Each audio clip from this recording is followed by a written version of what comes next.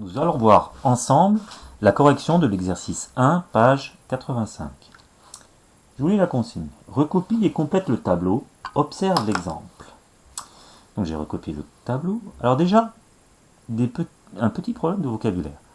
Le dividende, le diviseur, l'encadrement, nombre de chiffres du quotient. Alors, on va revenir un petit peu sur ces termes. Alors, une division. J'ai par exemple 875 divisé par 4. Ce terme est le diviseur. Ce nombre est le dividende. Et le quotient, il est ici. Ce sera le résultat de la division. Et ça s'appelle un quotient. Voilà.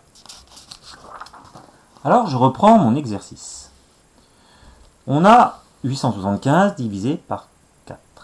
Et on nous donne un encadrement de 875. Il est compris entre 4 fois 100 et 4 fois 1000.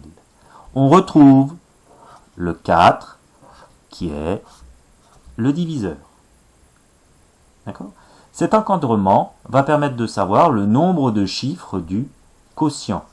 Je rappelle, quotient, c'est ce que l'on aura ici. Si je commençais ma division, j'aurais fait mon petit crochet sur le 8. J'aurais eu donc un chiffre pour le 8, un chiffre quand j'aurais descendu le 7, et un chiffre quand j'aurais descendu le 5. On aurait donc eu 3 chiffres à notre quotient. Si je regarde l'encadrement, 875, il est compris entre 4 fois 100 et 4 fois 1000. 4 fois 100, c'est 400, et 4 fois 1000, 4000. Ok ? 100, c'est le nombre, c'est le plus petit nombre qui a 3 chiffres. Et 1000, c'est le plus petit nombre qui a 4 chiffres.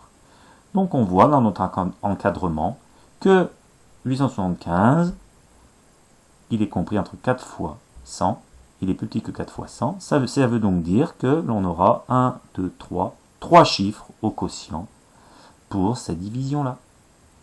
Prenons le deuxième exemple. 657, c'est notre dividende, et 5, c'est notre diviseur. Il va falloir qu'on trouve l'encadrement. Donc c'est 657, il est compris entre 5 fois quelque chose et 5 fois quelque chose. On y va. Il est compris entre 5 fois 100, qui nous fait 500, et 5 fois 1000, qui nous fait 5000.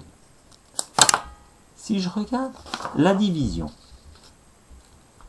657 divisé par 5. J'aurai donc mon crochet sur le 6, j'aurai un chiffre au quotient, un deuxième chiffre quand j'abaisserai le 5, un troisième chiffre quand j'abaisserai le 7. J'ai donc bien 3 chiffres à mon quotient. 3 chiffres à mon quotient. Je continue. On me demande cette fois-ci 5879 divisé par 3. Je fais l'encadrement. 5879, il est compris entre 3 fois quelque chose et 3 fois quelque chose. Pourquoi le 3 ? Parce que 3 c'est mon diviseur. Si je regarde bien, il est compris entre 3 fois 1000 et 3 fois 10 000. Un nombre à 4 chiffres, un nombre à 5 chiffres. Revenons maintenant sur la division. Si je pose ma division, 5879 divisé par 3. J'aurai un crochet pour mon 5, puisque le 3 peut rentrer dans 5, donc j'aurai un chiffre à mon quotient. Un autre chiffre quand je descendrai le 8, un autre chiffre quand je descendrai le 7, et enfin, un dernier chiffre quand je descendrai le 9. 1, 2, 3, 4. Mon quotient aura 4 chiffres, ce qui correspond à un nombre à 4 chiffres. Dernière. Cette fois-ci, on me demande 9854 divisé par 7. Je fais mon encadrement. 9854. 7 fois quelque chose et 7 fois quelque chose. Il est compris entre 7 fois 1000 et 7 fois 10 000. Le plus petit nombre à 4 chiffres, le plus petit nombre à 5 chiffres.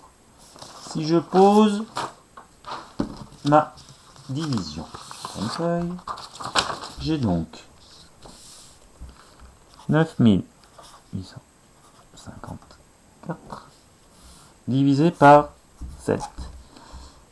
Mon crochet, je le ferai sur le 9. Pourquoi? Parce que 7 peut rentrer dans 9. J'aurai donc un chiffre au quotient. Un autre chiffre quand je baisserai le 8, un autre chiffre quand je baisserai le 5, un autre chiffre quand je baisserai le 4.